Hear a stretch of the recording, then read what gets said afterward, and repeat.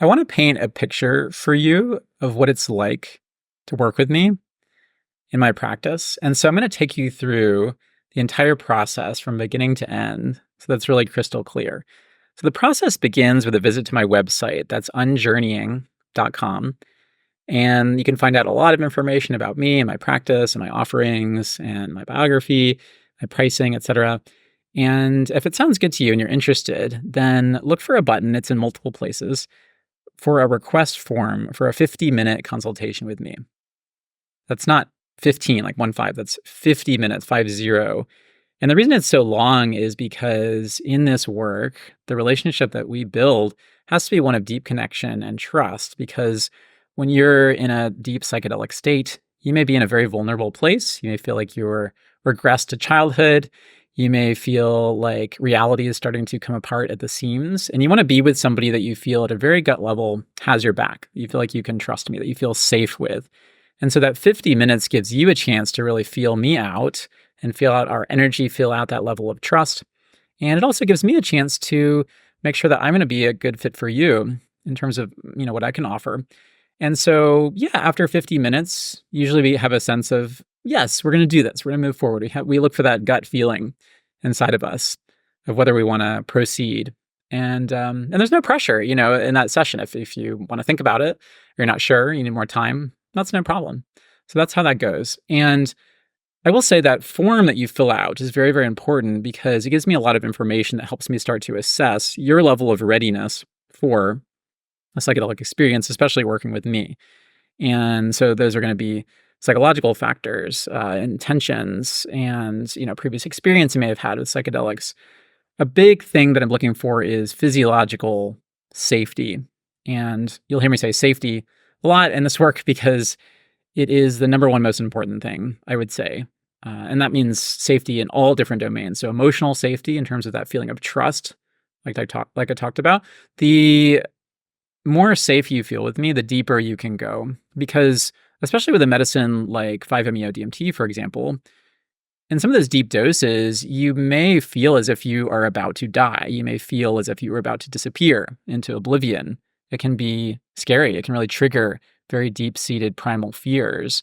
And so if any part of you feels not emotionally safe, or not physically safe, or you're worried you're not going to come back, you're worried it's not going to be a round-trip ticket, then it's going to make it hard to really let go. But if we've built that foundation of safety and trust all across the board, it'll really help you relax into the experience and just let it unfold. So that form really helps me start to look at safety, both an emotional and physical level. And so I ask a lot of different questions about your medications. That's a really big piece. About your cardiovascular health, various other conditions. I have a long checklist you'll see on there. And I'm really proud and excited to work with a colleague who's a medical consultant. So anytime I have a question, especially about medications and medication interactions, and I don't know the answer, I immediately shoot that over to Dr. Ben Malcolm, the spirit pharmacist. You should look him up. He's amazing. He's probably the world's foremost expert on psychedelic psychopharmaceutical interactions and safety for psychedelic retreats and experiences. So check him out, Dr. Ben Malcolm, spirit pharmacist, the spirit pharmacist. And so I'll shoot it over to Ben and get his 2 cents. He usually responds with a video, which I can send to you so you can get it straight from him, or we can do a 3-way consultation with Ben. So we're doing a lot of different safety assessments at the beginning to just make sure that this is going to be a good fit for you. And so if we go through all that, we meet in the 50-minute session and you're excited, you want to move forward, then we have to figure out when we're doing the retreats and where we're doing the retreats. With some of these medicines, there are legality issues. So we have to find an appropriate space, an appropriate location where the medicine is legal. And so we have to decide where we're going to convene to serve you. And we also have to determine how many integration sessions you're going to do. So it's not just the retreat itself. I build in at least 4, usually, integration sessions, and sometimes as many as 6. I kind of recommend 6 for best results, but I recognize it's not possible for everybody in terms of timing or finances. So we can scale it down, but 4 is my minimum. It's really hard to prepare somebody and fewer than 4 sessions. And usually the breakdown of that is that we have, if we're doing 6, we do 5 beforehand, 5 pre-integration, and then 1 post-integration session. Or if we're scaling down to 4, let's say we could do 3 and 1, or we could do 4 and 1. But usually I do more on the front end than the back end. And the reason for that is it has to do with my philosophy of integration and this kind of unjourneying and this mode of letting go integration rather than holding on integration. So instead of this idea of you're having the psychedelic experience and then it's going to give you this basket of insights that you're going to be carrying around for a while, kind of processing and holding on to or sharing with others, that actually, in a way, it's the opposite, that you have this basket of assumptions and hopes and dreams and intentions and things that you want to have happen. And you let go of that and you just come into the spontaneity of the present moment. And so when we do 5 sessions of preparation in advance, that really helps your mind let go and beginning to prepare for that kind of mode of engagement, or you could say disengagement. So when all this content is arising, the mind isn't latching onto it and you don't have all this homework and baggage afterwards. And so that's how we do so few afterwards. I will say there's a lot of integration that happens during the day of the retreat as well, because a lot of the medicines I work with are very short acting. And so we have a lot of pauses between administrations of the medicine to process, to do meditation, breath work, whatever you need to move the energy that's flowing through you, or just to have a conversation to process it. And and I find this sequence usually works very well with doing most of it on the front end. A lot of my clients, it feels in some ways that final session, it's kind of like a wrap up, but there's of our relationship and reporting on whatever insights have been unfolding for them, or just you could say just whatever letting go has been unfolding, how they feel lighter and freer and more present. But there's not a lot to do sometimes in that session. There's not a lot of deep processing work, as there might be in other kind of integration modalities, because that's just not how we're doing. We're not sort of embroidering new meaning making upon your experience. We're actually letting go of stories and just being and just noticing the dance of the mind, the dance of sensations. So that's usually how I do it. So we set a date, we set a place, we agree upon how many integration sessions we're doing. Those are going to happen over Zoom. And I want to take you through just briefly that integration sequence so you know what to expect and know what the difference is between, let's say, 5 sessions versus 3 sessions. So the first session is going to be your standard kind of psychotherapy, biopsychosocial intake. I say standard, that sounds cut and dried, but I infuse a lot of my personality and idiosyncrasies into it in terms of what I need for this psychedelic process. So I give you a questionnaire called the Holistic Wellness Questionnaire. And it's kind of like a psychotherapy intake, but there's a lot of other questions that are specific to this work. And that really gives me a sense of you. I see this as me getting to know you as much as possible. So I have a lot of questions on there about mental health symptoms and, your physical health and your childhood and your relationship with spirituality, all sorts of things on there, identity. And it's much more in-depth than the initial questionnaire, which you're filling out for the 50-minute session. It sometimes takes people an hour and a half sometimes. It's a very in-depth process. And a lot of clients of mine report that filling out the form itself is actually quite therapeutic because it prompts them to do a lot of deep introspection. So I look over that form and your responses, and that first session, I'm getting to know you, I'm asking questions, I'm lifting things up and making connections between things. We're also talking about your intentions for your psychedelic retreat. And that's session 1. Session 2 is all about safety. There's that word again, and the practicality. So there's so many logistical details and safety considerations about providing an optimal experience for you. And so I have these long checklists and Google Docs that I share with you, and we go through it line by line, piece by piece, just making sure everything is in place preparation-wise. If there's certain changes you need to make to your medication regimen, for example, or just things like if I'm doing a a visit, in your home, for example, which I sometimes do with clients, depending on the medicine and where they are at, in terms of the legality, then we need to make sure that, your pets are not running around and disrupting the work. Do you have a pet sitter? I mean, all those sort of things, practicalities and logistics we have to iron out. So that usually takes a whole session. And then sessions 3, 4, and 5 start getting into experiential preparation. So really trying to, in a sense, simulate what it's like in your nervous system, in your experience, what the psychedelic that you're going to be working with might be like, so that you can be prepared, so that when the experience unfolds, it's not coming as a big shock to your nervous system.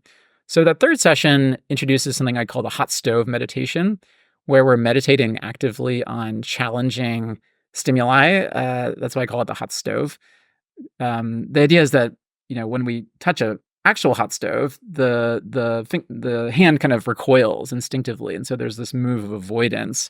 But psychologically, when we are triggered, or even with forms of pain or discomfort that aren't immediately threatening to the body, we actually want to stay with it. So in a sense, we're keeping our hand on the hot stove, metaphorically, to stay with sensations of pain, sensations of comfort, or difficult psychological sensations, and just learning how to explore meditation with them. This comes from the Vipassana tradition of just noticing the qualities, the sensory qualities, the ever-changing phenomena and flow of what's happening in your sensory experience. So you're really plugged into it directly, and moving from avoidance and check out and dissociation into connection and presence with it. And I also weave in a little bit of non-duality in that third meeting, where we also are opening up into the spaciousness of awareness and contacting its boundlessness in our senses directly. And so that allows for contact with a wider field of consciousness, and allows for these sensations of discomfort that we're exploring in a more dualistic, you could say, Vipassana sense, to also release them into the spaciousness of awareness and open them up. So that's session 3. So session 3 is all about the body, connection, mindfulness, also working with breath and working with difficult experiences, and starting to open up into non-duality. And again, it's a simulation, because when we start actually taking the medicine, and this is perhaps most true of 5-MeO-DMT, but certainly true of many psychedelics, like the first thing you might notice is a strong physical reaction in your body, and a sort of aliveness with your whatever emotional phenomena is coming up. You can really feel it as a physical, energetic kind of signature in the body. And so if you're not prepared to meet that with mindfulness, it might feel quite overwhelming. And also, there can be quite quickly slippage into non-dual kind of states and experiences in these medicines, even at low doses sometimes. So you also want to prepare your nervous system for that. So if it feels like the floor is dropping out from under you, or your hands are dissolving, or you're just merging into space, that's not coming as a shock. So your nervous system can feel safe, and you can relax and just let it unfold. So that's session 3. So some people stop there.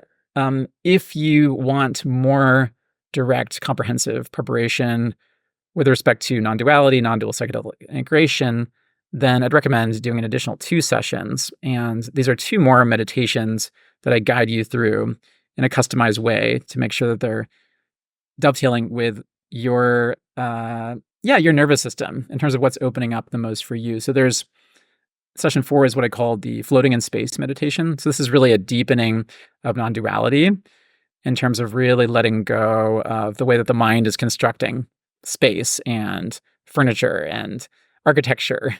And there's this sort of feeling that many people can relax into that feels almost like just being in the womb or being in a flotation tank or something like that, where you're just relaxing into the spaciousness of awareness.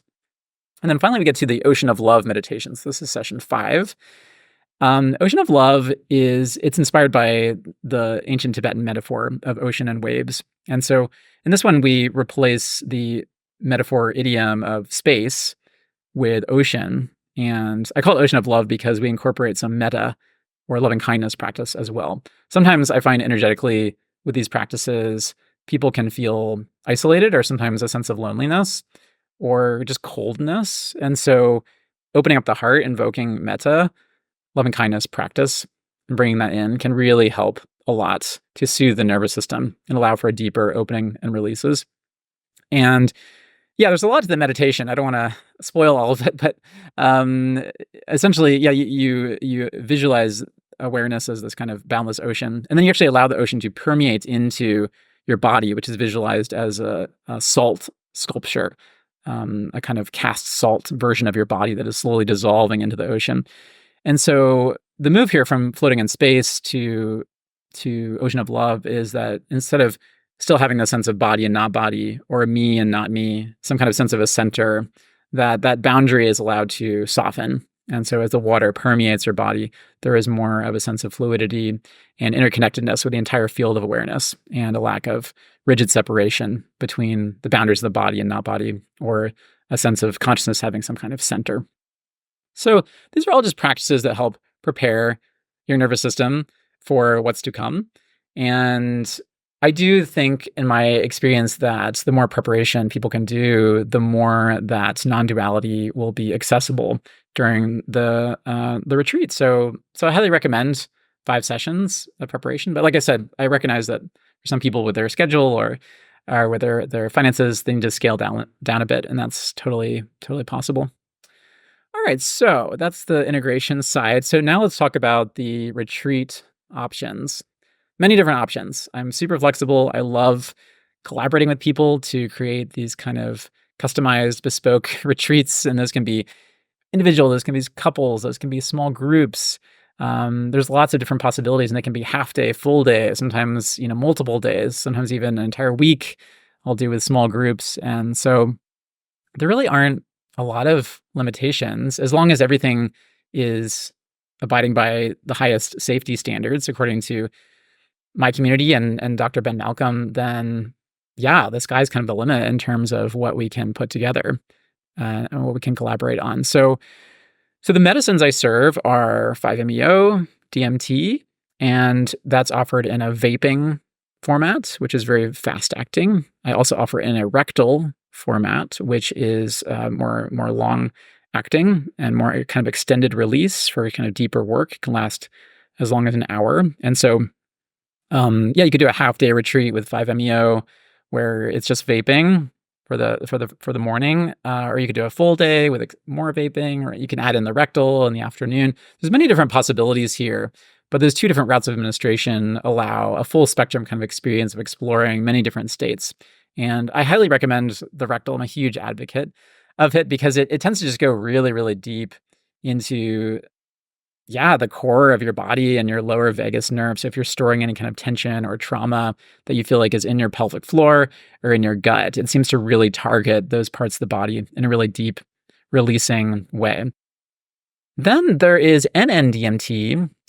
N-DMT is a beautiful medicine. So this is it's one of the psychoactive, well, you could say the main psychoactive ingredient in ayahuasca.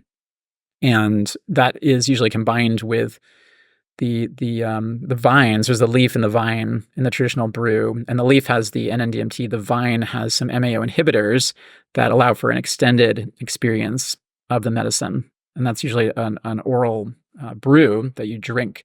The way that I serve this medicine, I have a highly purified synthetic form of N-DMT, which I personally prefer because, and it seems to work better with my clients, because it doesn't have these kind of plant or botanical residues from an extraction process. And so it seems to provide a much cleaner experience with less nausea and just less kind of dark bumpiness. It just feels very clean and bright for most people and is much easier. And so we can do vaping, just like with 5-MeO. There's a fast acting quick release option, and there's an extended release option. So the vaping would be quicker. These are kind of 5 to 15 minute sessions, and you can do different dosing, different numbers of administrations depending on how deep you want to go with that. And if you're looking for a more deep, extended release experience, then absolutely we can essentially simulate ayahuasca. This is usually called